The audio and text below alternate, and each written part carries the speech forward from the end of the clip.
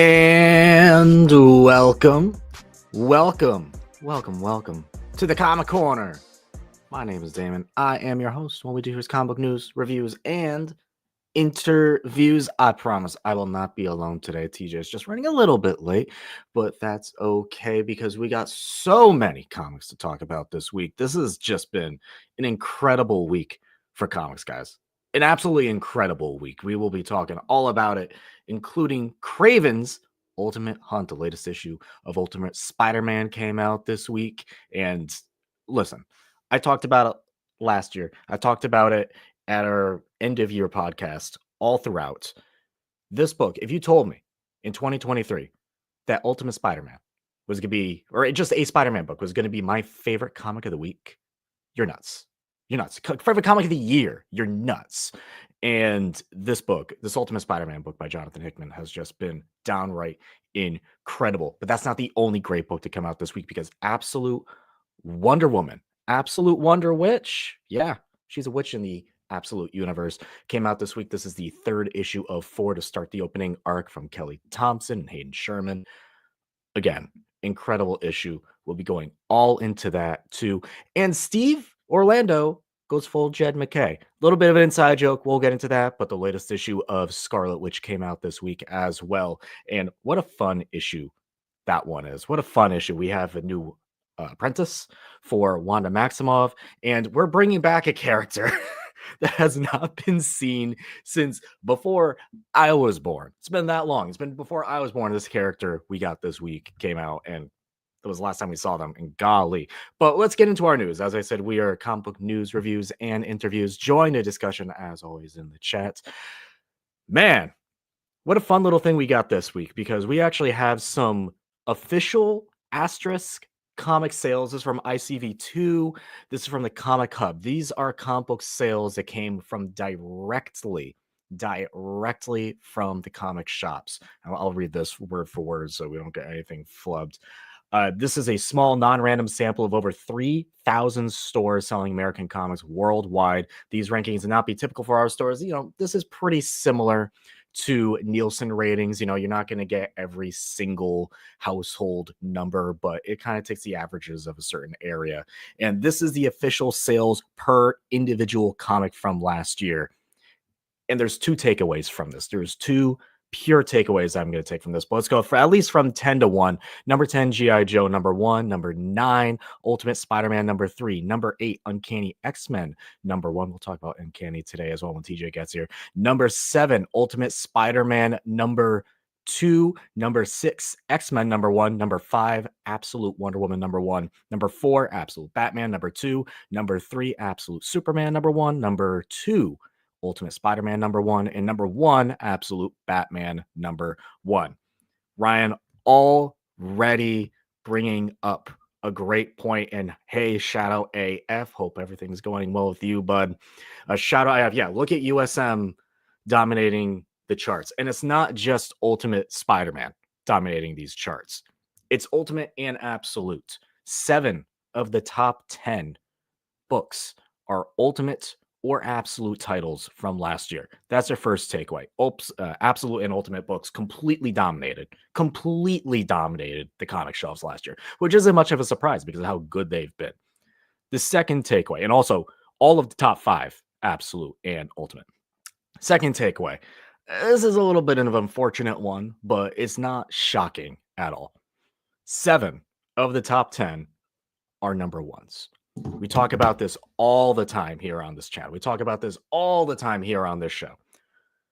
Why does Marvel keep going back to number 1 issues? Why is there always a reboot of this? Why does Chip Zdarsky's Daredevil have 2 number 1s in his run? This is why, guys. This is why, everyone. Number 1s just sell. They just sell. It's a good A, introduction point, and B, it is a good way for people to be like, it's a number 1. Maybe something will happen. You get a new character, you get a new story arc. They just sell. It's unfortunate. I would love for new runs to just continue with the overall legacy number. Like right now, we are at Nightwing at number 122, I believe. And that's been since Rebirth. So since many years ago. It's just the fact, and it's just the truth of facts. Number 1 sell. That's unfortunate. But I thought this was pretty cool because it was my understanding that Ultimate Spider-Man was number one most selling, at least on the distributor level. But for individual comic shops, yeah, it's Absolute Batman number one. Again, as AF mentioned, these Absolute books are constant dubs. We'll talk about a constant dub today with Absolute Wonder Woman, this latest issue this week. Phenomenal. Absolutely phenomenal. So, yeah, there you go. Those are top 10 books of 2024. A little bit of an asterisk, just like Nielsen ratings. A little bit of an asterisk. It's not perfect. There's probably a little bit of jumps in between, but I thought that was very interesting. Nonetheless, as I mentioned, TJ Fat Thor will be with us shortly, but I'm going to go directly into our first book of the week. And yeah, before we go into AF Rankings, up a great point. It sells and it shows Absolute Batman with a 5th printing last week. That's crazy. 5th printing. Speaking of books that have on a numerous round of printings, I think we're like on like 7 or something for Ultimate Spider-Man. This is written by Jonathan Hickman, artist Marco Cicchetto, colorist Matt Wilson, and letterer Corey Pettit. Whew. Yeah, no, I mentioned, honestly, I said this earlier. If you told me in 2023 that my favorite book of 2024, all of 2024, was going to be a Spider-Man related title, I would have laughed in your face. I would have laughed in your face. It's true. However, you put Jonathan Hickman on a Spider-Man book, and then you set it in this Ultimate Universe that he has complete control over, and he can tell whatever story he wants. And it's just incredible, man. It's just incredible. It is wild how good this book is. And unfortunately, to talk about this book, I have to talk spoilers. I can't not talk about this book without talking spoilers because there is a insane revelation just on the second page of this. But let me at least just draw the picture of where we are at in this Ultimate Universe. You know, Peter, he's a full-grown adult. He becomes Spider-Man as a full-grown adult with family. He's married to Mary Jane in this universe, and he has 2 kids, Richard and May. Richard, the older teen son, May, the younger daughter. Last issue, we had a big family holiday gathering with Mary Jane's family. They came over. Turns out, plot twist, Peter's been gone for over a month. And his suit is very similar that he got from Tony Stark. This ultimate version of Tony Stark is kind of similar to a very AI venomized symbiotic type of suit where it can take his form if he needs to. It wraps around him. It's very high tech. It's not leather, it's not fabric. It's almost like a living suit. So it took his form, and that's how they found out that Peter's been missing for a while. So we flash forward to this issue. This is what happens, right? It's been a month since that last issue. What I love about these Ultimate Spider-Man books is that every single issue takes place a month. One time, like a small period, a month after the next one. So time has passed in between every single issue. Last time we were in December. Now we're a month later. We're in January. In this case, January 31st, late January. And we see Spider-Man swinging through New York. Well, we already know that Peter's been captured by Kraven the Hunter, by the way. And it turns out that his son Richard is kind of taking up the role of Spider-Man for a little bit, and he has this that suit on, and he kind of develops that symbiotic relationship with this AI suit, and this AI suit takes the form of his dad as a mentor figure, as we've seen plenty of other times. This suit actually for Peter, I thought this was really clever. We already know that Peter in traditional 616 comics, he talks to himself a lot, so he made his AI himself. It's quite clever. So in this case, Richard is talking to his dad the whole time, an AI version of his dad. They're having back and forth conversations. I thought that was brilliant. But he's taking up the mantle as Spider-Man in the all-black suit. Very well done. We'll get back to that. We now flash forward to where Peter is with Harry, who is Green Goblin in this universe, by the way, and they're really good friends. Captured by Kraven the Hunter, and this ultimate Sinister Six is trying to figure out kind of what to do with him. Kraven has his own idea. He wants to do his ultimate last hunt. Kraven's most famous, well-known coup de grace of his storytelling. And where do we put this last hunt? Well, Mole Man. Yeah, everyone knows Mole Man. He is the king of Staten Island. He kind of owns that borough. Kingpin kind of owns all of it. But Mole Man, he has his little Staten Island underneath. And underneath in the subterranean is actually the Savage Land, Wild Pole. So Kraven's doing his last hunt with Peter, with Harry in the Savage Land. Really cool cameos throughout. I think Sauron, a little bit of a shout with Sauron in there. Very, very, very cool. We welcome TJ. Hey! To our Ultimate Spider-Man discussion. TJ, before we get into it, did you read this issue? I skimmed. Okay. I wish I read the whole thing, but I skimmed. This is a 5 out of 5 issue. I love that. I'm going straight through it where I'm essentially at the spot now where we find out that the Savage Land is the subterranean of Staten Island. First of all, hilarious.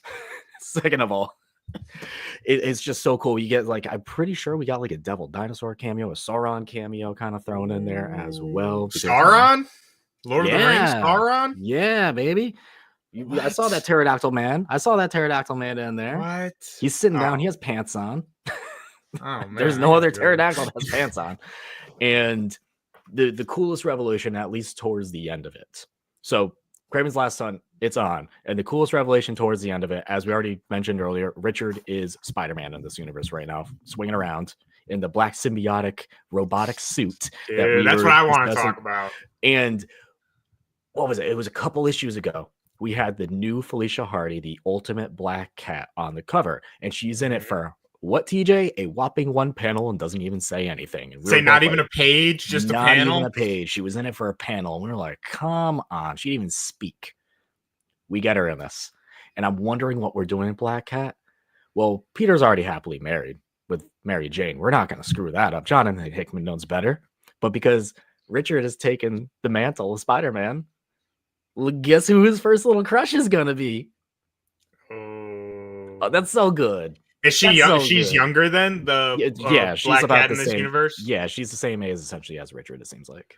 that's I that last smell love page. in the air. Oh, it's so like such a great twist. I know you skimmed it, but what did you think about this issue? I mean, what I saw of it was fantastic. That's what I was bringing up a second ago. I really want to talk about the whole Pico suit nonsense going on. I literally just wrote a whole thing about how like the Pico suit is going to be like the symbiote. So again, I skimmed, but you went through the whole thing. So like, what are your thoughts on this Pico suit? What role does it have to play? Do you think we're going Venom symbiote route, or are we? I don't think Venom. You don't think we're going to? I apologize with you. I know you had this whole thing with Venom and this. No, and please. This is what I love. I love stuff. I think this is just this version of an ultimate symbiote is just an AI suit. And I think that is a very Hickman way to deal with it. I am now fascinated to know that now that Richard has taken over this mantle as like, black suited Spider-Man and maybe starting a thing, we'll know a month from now, because as I mentioned earlier, what I love about these Ultimate Spider-Man books is that every single issue, time passes in between. There's development that goes on. We could have a whole other series about stuff that goes on between the months, between the issues. So we could already be a whole yeah, exactly. So we could already have like sort of like a 1 month into that little love interest relationship between those two by the time February comes out, right? And I hope we do. I hope there is a little bit of a jump with that. Yeah, but I don't know. I think I 100% agree with you. I think the Pico is definitely like this, the universe's version of a symbiote. But I will bring everyone's attention to, I think it's important to remember the original Ultimate symbiote was made in a lab. It wasn't an alien like it is in the 616 universe. So there already is precedent to have like like you said, AI kind of lab grown and or made symbiotes. So I feel like, I don't know, it's too much of a obviously, like visually, they're trying to make that connection. I think we can all agree with that. But I'm going on my crazy theory. Again, I want to remind everybody that the Ultimate Universe began in Donny Cates's Venom. And the maker's history with symbiotes was very, very important to creating this whole universe. So again, I know I agree with you, but I still think symbiotes in some form or fashion have a big role to play in what, not even just in Ultimate Spider-Man, like in the whole gosh dang shebang. And also, Damon, I have another question for you. So again, I skimmed, but the Pico suit that his son has that he's flying around with, that still has Peter's like consciousness or AI, Yeah, right? so do you remember when Peter, like, they kind of hacked that suit a bit and they unlocked Exactly. that AI, and Peter, as we know, I mentioned before you got on, Peter Mhm. talks to himself a lot in main continuity comics, right? So he Yeah. made the AI him, so it makes sense also. Like, I feel like Richard would have chosen like his AI mentor figure to be his dad But anyway. that's what I mean. That I feel like that So creates an it interesting worked. It question to worked. me. Yeah. I feel like the suit, if this suit does have kind of ulterior motives, which we kind of already saw in the Christmas issue. I don't think Imagine, so. yeah, but think about it. Like Richard is hearing the voice of his dad, and like his Yeah, dad is telling him, like, yeah, kill that guy, or but I like don't I'm just think it saying it would has influence him ulterior a lot motives. more. I don't think it has ulterior motives. It knew Yeah. Peter is yet. It knew Peter was taken away, and Peter, I guess, already they mentioned in this in a long back and forth between Richard and the suits. Literally have a conversation with the suit, this AI suit. How Peter already had a conversation with the suit and essentially said, like, if something ever happened to me, I have 3 rules. 1, don't touch Mary Jane. 2, protect the family. 3, don't touch Mary Jane.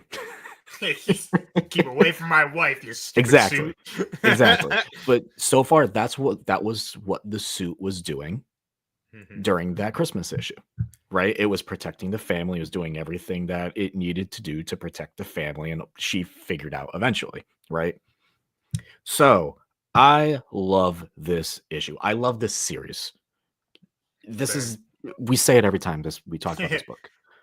This is the best Spider-Man book on the shelves. This was my favorite book of 2024, the whole series of it. I wasn't as high in the first issue as a lot of people were. Out since then, I gave it like maybe like 4 out of 5. And I'm like, it's like, oh, I'm not as high. I give it a 4 out of 5. And I'm a Damon's a harsh harsh grader. critic. I'm a harsh grader. And I gave the first issue a 4 out of 5. And that was like quote unquote the lowest rating I've ever given any book in this series. Just give Hickman whatever he wants from here on out. Just let him Anything. do whatever he wants from here on out. Just go because Which was his already the yeah. case, but it's like he just Oh yeah, solidified it already the even case, right? We've seen this more. before. Yeah. We've seen this before, but just keep going, dude. Keep going. Well, Like I also think it's give him the floor. interesting. Yeah, I 100% agree. I always say if you want something done and done right, you call Hickman. And I just think it's also very interesting, though. Hickman usually shines and is usually recruited for these very big brain kind of epic I mean Secret Wars, Ultimate Invasion, Mhm. right? And it's surprising and also like I'm loving it how I don't know if grounded is necessarily the right word, but like how self-contained Ultimate Spider-Man is, having Hickman being at the helm of it, right? I'm Yeah. surprised that we haven't started expanding out with like the Ultimates and all that, which and like that's one of the things I love the most about the book. I love staying like when we're with Spider-Man, I want to stay with Spider-Man at least for now. Mhm. And again, it's just very surprising the angle that he's taken it, given his track record, but something that I think is really making the book shine as well as it is. Totally agree with that. Absolutely agree with that. And I think part of that too, we saw the teeniest bit of like that ultimate universe connectivity. Also, shout out Andrew in the chat. Everyone, if you have any opinions, thoughts on this book, on any of the books we talked about today, any books you want us to talk about, just let us know.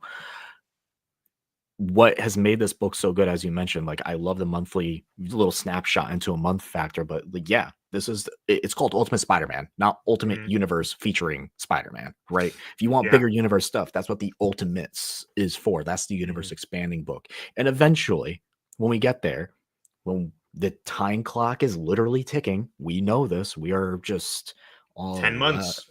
10 months away, less than a year away from this culmination of the Maker's grand return.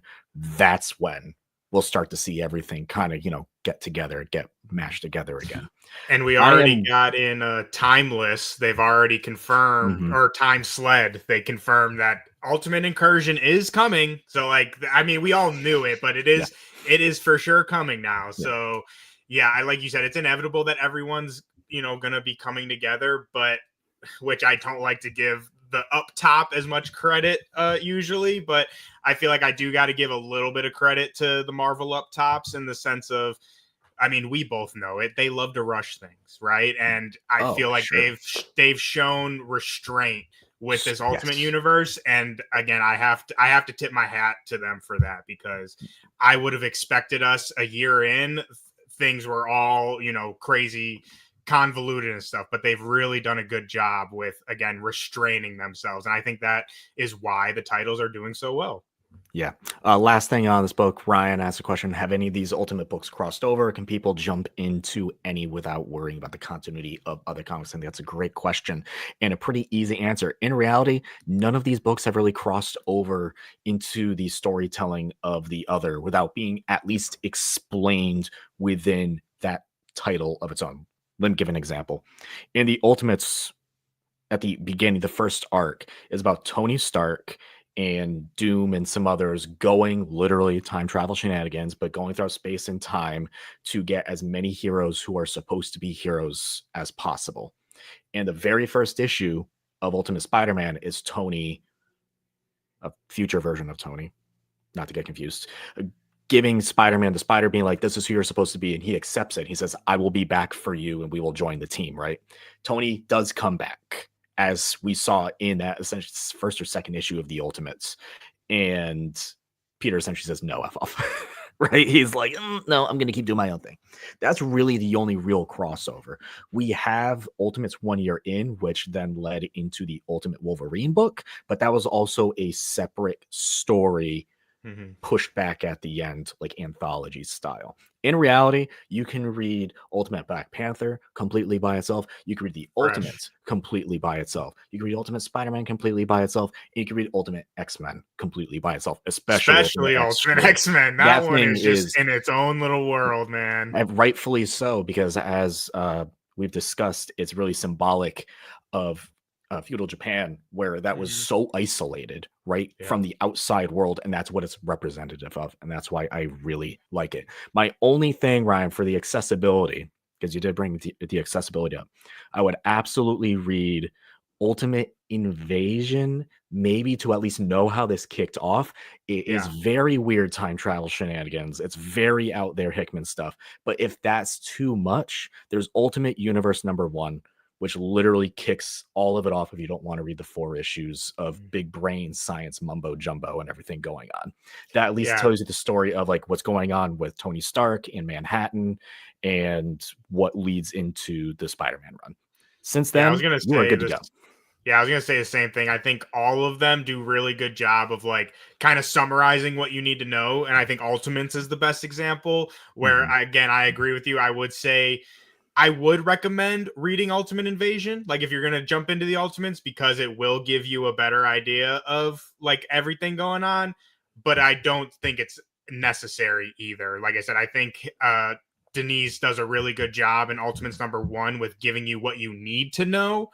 But there is a lot going on. So again, if you want the full story, I recommend checking out those 4 issues. But like Damon said, I agree, where if you don't really care about the nitty gritty time travel stuff, you can just jump in pretty fresh. Yeah. And especially Ultimate Wolverine, that's what kind of we talked about last week, was again, it gives you kind of everything you need to know. Yeah, there's some things that you're like, oh wait, what's going on here? But you know what you need to jump in on the adventure. So yeah, I think that's another thing I think they've done a really great job with. Oh, for sure. This has been a downright success. We mentioned earlier, I'm just going to bring it back right now because you weren't here for this.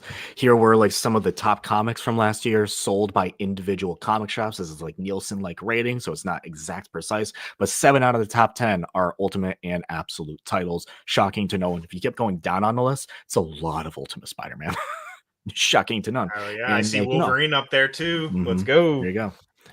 So there you go. There's Ultimate Spider-Man. Very long discussion on it, but it's a book that absolutely deserves it. Mario Dagnese, hello. If you have any comments you want us to talk about, let us know. We are moving on though to DC. Absolute Wonder Woman. Did you check out this issue yet? No, but I just read issue 3 like a couple days ago, and I absolutely loved it. So we can talk a little bit. Okay, I'll go into this a little less spoilery then. You can spoil it for me too. No, that's fine. Because I really want people to read Absolute Wonder Woman. This has been a banger. This is a banger issue, man. This is shock. Yep, I know, we're stunned. #3 was amazing. Yeah. What I will say about this is we really get, I put in our tease, this is absolute Wonder Witch. We get true witchy Wonder Woman, witchy Diana, which is, we know. Let's go. Diana in this universe is a witch. She has a lot of powers. And what was the one question you wanted me to ask Kelly Thompson? Do you remember when we interviewed her? I do. Of course, what was I the remember. question? How big can the sword get? Oh, she answers that, baby. She answers that. Big ass swords, magic, big monsters. Let's go, dude. I do not love this going to be made. This may be like your favorite issue of the 4. And it's so, because like I said, I just read 3 and I texted you immediately after. I was like, okay, Wonder Woman's back as my favorite. Because I feel like every week we're like, oh wait, now Superman, Batman is my favorite. Now, yeah, but after number 3, I was like, okay, Wonder Woman's back on my top. But it's just so good. It's action packed. I love the new like powers and stuff, which obviously I haven't even really seen yet. But something I do want, this is a spoiler for last week, 2 weeks ago, whatever issue. So it's okay. Yep. But I really loved the dynamic of her having to cut her arm off and like how she has only one arm. She's an amputee. I thought that was just so cool. Like not only cool, but just like what's the word I'm looking for? Like real life kind of, you know what I mean? Like people can be badass no matter what is, quote unquote holding them back or whatever. And just to give a character as powerful as Wonder Woman, someone who's seen as such like a perfect, powerful person, and having her not, missing an arm or something like that, I think was just a really cool way to further differentiate this version of Diana and like what she has had to do to get to where she is, as opposed to, I keep wanting to say 616 Diana, but the main DC universe Wonder Woman. Earth Zero. Yeah, Earth Zero. Although the multiverse in DC is dead, but it clearly isn't. It's all confusing. DC is a little confusing with their multiverse. I mean, Marvel is too. Multiverses can be confusing, and we're all kind of tired of them. At least we have our which is also funny, designations. Which is also hilarious. The Marvel movie fans and just comic book movie fans are so tired of the multiverse aspect of everything, and yet the 2 multiverse stories, the Elseworld, the other universe stories, are the ones doing hilarious, right? Hilarious. But it's also just because the storytelling in these are that good. Hayden Sherman's art in here, by the way, splendid, just emphasized by Jordie Bellaire's colors and letter Rebecca Carey. I just love this book. It's blown me away. It's blown me away. Go pick this up. This is going to be a 4-issue arc. It says number 4, but it was a 4-issue arc. I guess because the first one was kind of like an introduction. So there you go. Go pick up this book. Just great. Just great. Did you read this? Scarlet. It's another skim for me. But okay. I love this series, dude. I've been keeping up with it for a while. Yeah. I mean, what else can we say about this book? We've talked about this. We've been talking about this book for like almost 2 years now. And it is just as good as when it first started. It's, again, we've talked about this a little bit with some different titles, but it's that perfect pacing of, you get like some issues are kind of one and done little adventures, then you get like a little quick 3-issue arc with a villain, and it's just good, man. Right? Like, it's just good. Like, the action is great, the art is great. Dodderman's covers are absolutely phenomenal. And something that and you can correct me on this if I speak out of turn, because you know more of Scarlet Witch than I do. But something I really love about this series, and something I think is what keeps me coming back and keeps it in one of my tops, is I feel like Wanda / Scarlet Witch is a character that has like such kind of a complicated history, and especially with her popularity in the MCU, there's just like a lot like, oh, Wanda should be this way, or Wanda should be this way, or she's a mutant, or she's not a mutant. Her powers can do this, but they can't do that. But now they can do, like, it's just kind of all over the place. And I think Steve really nails the kind of perspective of, she's all of that. She's not just one. She's not just this. She's not just a mutant. She's not just powerful. She's not just selfish. She's not, all these things that people kind of label her to be. To me, this run has always been about, and continues to be, again, that she is all of those things. And she is finally embracing all of those aspects of herself, and just she is Wanda. You know, like she's not a mutant, she's not this, she's Wanda. And Wanda, Scarlet Witch, is one of one, and that just comes through to me in every single issue. And like I said, that's really what keeps me coming back and has made Scarlet Witch one of my favorite titles and or characters currently, you know, with the running titles we have right now. So I mentioned earlier in our little rundown, I said this, TJ. I said Steve Orlando went full Jed McKay. You know why? Because he brought back a character. He brought back a character that last appeared before I was born, before I'm pretty sure you were born. He went all the way back. He brought back, everybody, get ready for this, Jack Frost. Yes, Jack Frost, who was an old short. Yeah, not that Jack Frost.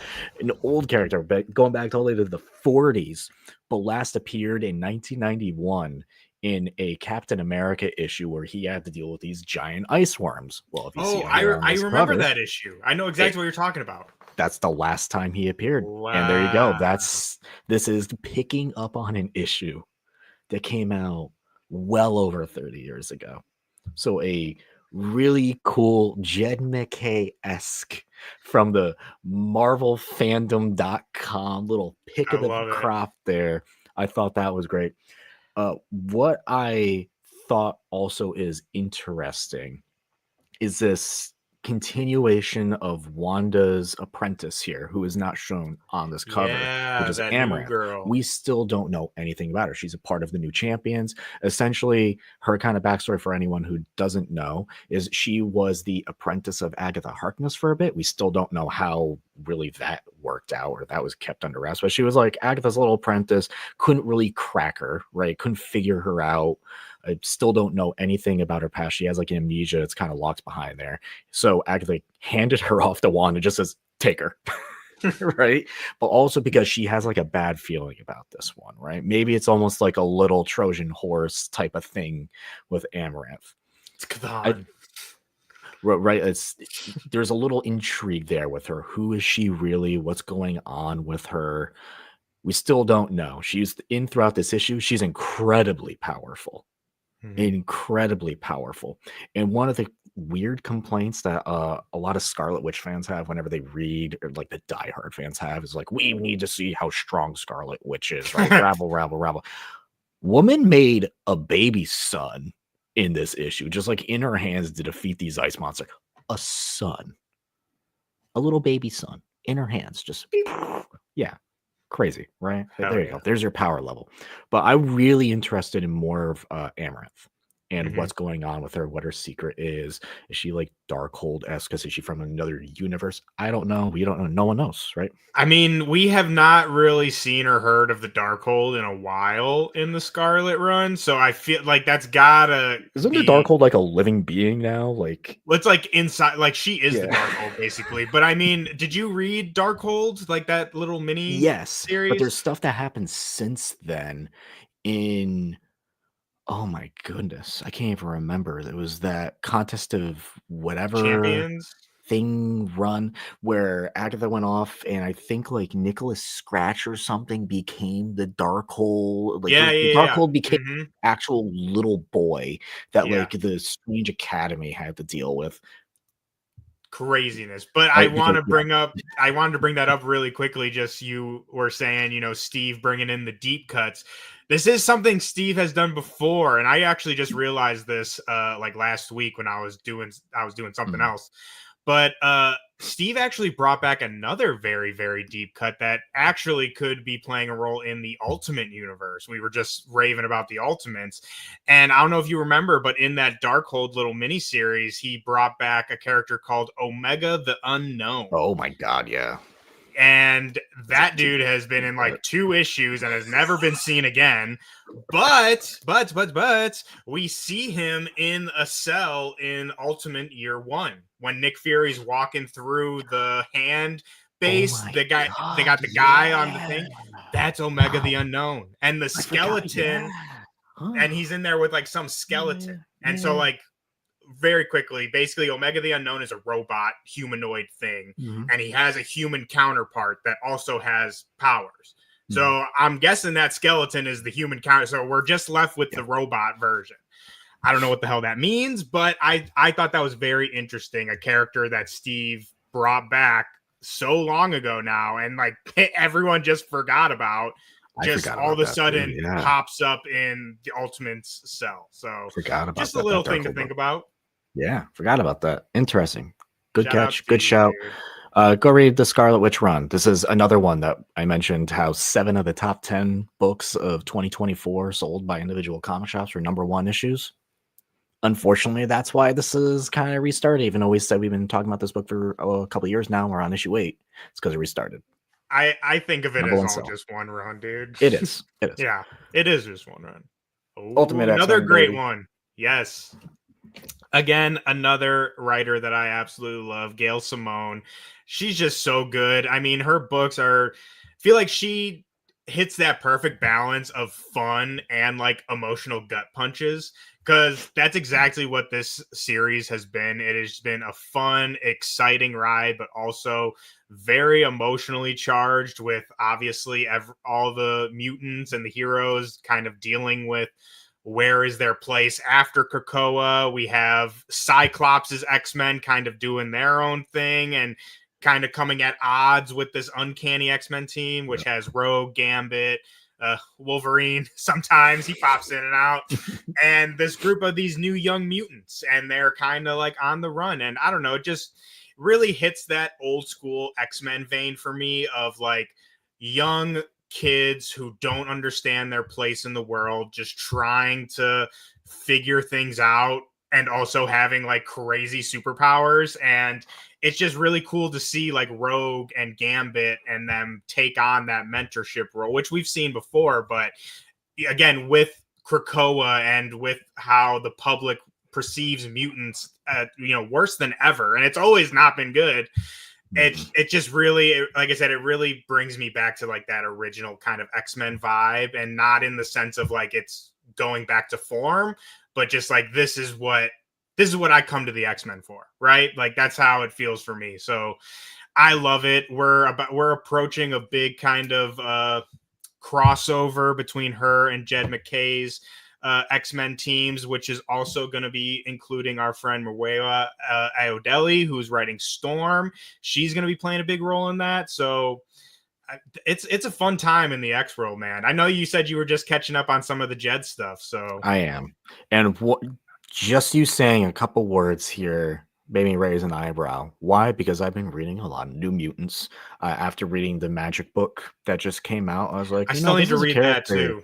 Yeah, I was like, this is a character I really don't know too much about. Let me go back and read her. I want to talk about Scarlet Witch having a crazy history, right? Like Illyana Rasputin, she's right up there with that. With some wild stuff, obviously dealing heavy with Inferno. But what you mentioned here, a lot of new young mutants. Is it possible this could potentially lead to a New Mutants book? I know we have like 20 X books on the shelves right now. Like it's so many. I think it's like 13 to be fair. It's if you're including every book that includes an X character, even if it doesn't say Mystique, like Phoenix, Psylocke, Magic, Uncanny, regular X-Men, Wolverine, Storm, Exceptional, which that book is really good too. I love that. Yeah. NYX. There's a Cable book. Okay, but that's technically not in the From the Ashes same universe, Damon. But that's what I'm saying. Like, if I'm not including From the Ashes, if I'm not just including from that. Oh, if you're not, I thought we were just talking about the Ashes. No, that's what I'm talking about. There's a lot we're at like 100. And realistically, it's like 20. But one of the main X books historically, like New Mutants, we don't have a New Mutants book out right now, and potentially, we could with this new squad here. May dive into it to learn a little bit more on them, because I could grew a very heavy affection for them going through Illyana's past and present. All right. I know you didn't read this one because I didn't give it to you. That's on me. That's fine. This is the penultimate issue of Lawful. This is from Boom Studios, written by Greg Pak. The one where people turn into monsters? Yeah. This is Oh, written by hell Greg yeah. Pak, artist Diego Galindo, colorist Irma Navila, and letter Simon Boland. This is the penultimate issue of this run. This book has actually lasted like a couple issues longer than I expected, and maybe like could have been 6, in my opinion. It could have been 6 because we really didn't get too much in this issue other than we're finally getting to our conclusion. The big revelation of this, and here's like the whole pitch about this. There's a young boy whose dad was a knight, and he looked up to him his entire life, saw him as a peak of perfection in this universe. If you do anything bad, whether it be crossing the street without a green light or stealing a purse, anything that quote unquote breaks the law, you start to turn into a monster, a literal physical monster, whether it be like a dragon or a snake or whatever, a tiger person. Like you turn into a monster. Your nails grow long, your ears get pointy. The more you do, the worse you get. Now, the whole point of this book, if you aren't catching your drift, is that there are perfect people who are knights who are punishing those who do bad.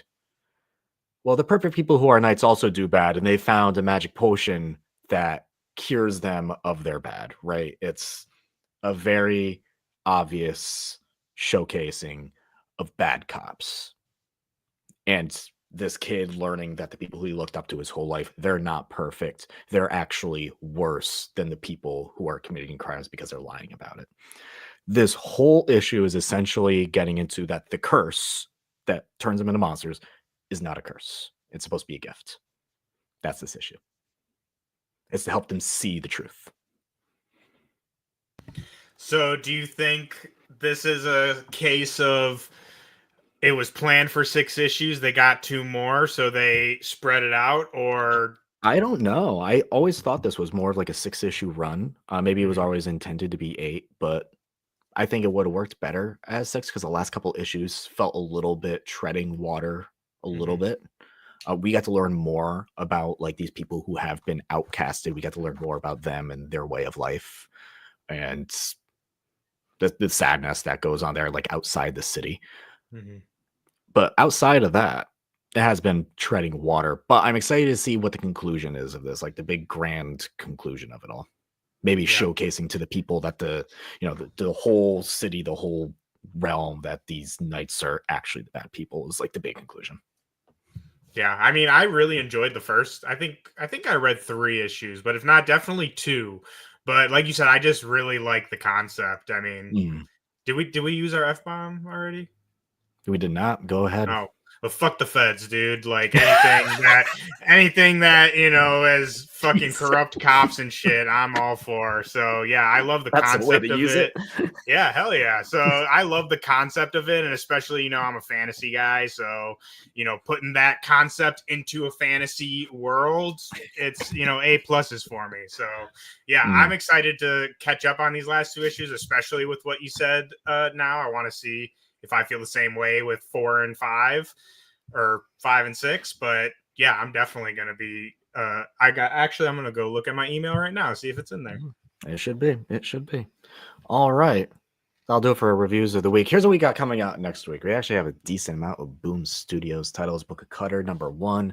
This follows an individual who used to be a white mask, who is now a black mask. So the white masks, for those who don't know, in the Slaughterverse are the ones who kind of like hunt in packs. They're jerks. No one likes them, but they hunt in packs, and she's one who is like, I don't want to do this anymore with all these jerks. I want to do this by myself. And then you become a black mask, like Erica Slaughter, who is the main character of this whole Slaughterverse universe. And she is out investigating the House of Cutter. And Cutter is a woman who is tracking down Erica Slaughter throughout the last 3 books, like 3 volumes of books. Eventually, she ended up not making it, but she's a SOB, terrible person. And this individual, and now we have a black mask going over here to investigate some more. So I'm looking forward to that. Hello Darkness #7. We like our spooky books. We like our horror books. Sometimes the world outside is a horror story on its own. I like to escape to a world where I can control the horror. Red Before Black #4. This is a book I feel like we've been waiting for months for. We really enjoyed the first 3 issues. This is by Stephanie Phillips. Can't wait for that. And Ultimate X-Men Number 11 is next week, TJ. Yes, I'm actually today it was on my list of things to do today was catch up on Ultimate X-Men. I got I think 8, 9, and 10 still to read. I got like literally on my nightstand ready to go. So I'm super excited to dive back into it. We've talked about it, and I know for a lot of people this is kind of lower on their ultimate list, but this is one of my highest ones. I really love it. Again, I will admit I'm just a big fan of Peach Momoko, in anything basically, but I really like Ultimate X-Men. So obviously I have that one too. And then the only other one I have on my list, which I'm probably missing some, but X-Men number 10, Jed McKay. Again, we just kind of talked about it with Gail Simone. I'm really enjoying both these titles, and especially I feel like I'm enjoying them even more as we're getting closer to them, like to the teams getting closer, you know what I mean, as this kind of tension between them grows. So yeah, I'm really excited to get on that X-Men number 10 too. But other than that, it looks 2 books next week, man. That's like that never happens. Pretty light week. I just ran through DC again. Rise of the Power Company looks pretty interesting. But other than that, there's like a lot of Lex Luthor. There's a Lex in the City next week, baby. Bro, you know after that election they were gonna hit Lex hard. Come on now. But Lex is a good guy now. That's the weird thing. Yeah. You don't trust it. You're like, yeah, no, I don't believe it. Dude, he's Lex Luthor. Come on. Like that's never trust the Reed Richards and never trust the Lex Luthor. Never trust a Reed and never trust the Lex. I don't care what universe they come from. Hair, no hair, don't trust it. Oh boy. Do you ever trust a Norman Osborn either? I'm just Sins gonna taken away act and like all. you didn't even ask that question. Like, just don't trust villains, guys. What are we doing? Why are we trusting all these villains out here? Speaking of Norman Osborn and all that, be sure to check out next week. We'll be doing a live reaction on the Agents of Fandom channel of It's Giving How to Lose a Guy Gardner in 10 Days. Yeah, it is. I feel it absolutely is. Be sure to check out our live reaction after show for Your Friendly Neighborhood Spider-Man. That is out next week. Looks like a fun show. We had an entire preview for everything you need to know going in. We had that a few days ago right here on the Agents of Fandom YouTube channel and Spotify for your podcast listeners. So go check that out. And also yesterday, myself and TJ, not Fat Thor, TJ's Warwich, we sat down and discussed everything you need to know for Daredevil Born Again. TJ, we are less than a month away. That's crazy. Crazy. And Can't wait. I feel like, especially for people like which I'm, we're not the minority here, but like I remember watching season 1 of Daredevil in my college dorm and like binging the hell out of it. And that was like there was no like Marvel TV shows on the horizon. Like it was just the Netflix stuff. Don't say that to the Agents of S.H.I.E.L.D. fans, my friend. Oh, you know what I'm talking about. Come on now. But I just feel like it's like we're here, we've made it, and like there was the whole save Daredevil thing, and then they saved it again. Yeah, exactly. It's Twice. just like I don't know. It just I feel like we won. You know what I mean? Like as excited as I am for the show, it just is like it's like I can like breathe a breath of fresh air. Jesus Christ, I cannot talk. But yeah, man, it's so exciting. I feel like it's hard. It's hard for that not to be the one you're most excited about, right? I mean, there's a lot of. I'm a Marvel shill, I'll admit it, and I'm pretty much excited for everything they got coming. But Daredevil's in it's in its own lane, right? I said it before. My favorite of all those Netflix shows, and we talked about it yesterday, is the season 1 of Jessica Jones. That's actually how I got into the whole Netflix Daredevil universe. I didn't even know Daredevil's. I heard about it and I was like, oh, I'm going to Daredevil show. I remember the Daredevil movie. That was pretty bad. So I was like, I don't know. But this was before we kind of knew that it was like going to be as good as it was. And obviously that first episode is chef's kiss. And then I was like, and then they're like, and we have a Jessica Jones show. And I went, you have a what? Let me watch that. I was like, yeah, well, let me watch it. And that was just, for me, one of my favorite things ever. Yeah, so I love. Go check those out. Yeah, go check out our primers for those, our little discussions. We had Aaron Perrine of Phase Hero on for the Friendly Neighborhood Spider-Man one. So absolutely go check those out. And you know what you should also go check out and support your local comic shop. There's so many comics out. And make sure you pick them up, these Ultimate and Absolute books, because they're very clearly selling. Everyone, until next time, we'll see you next week.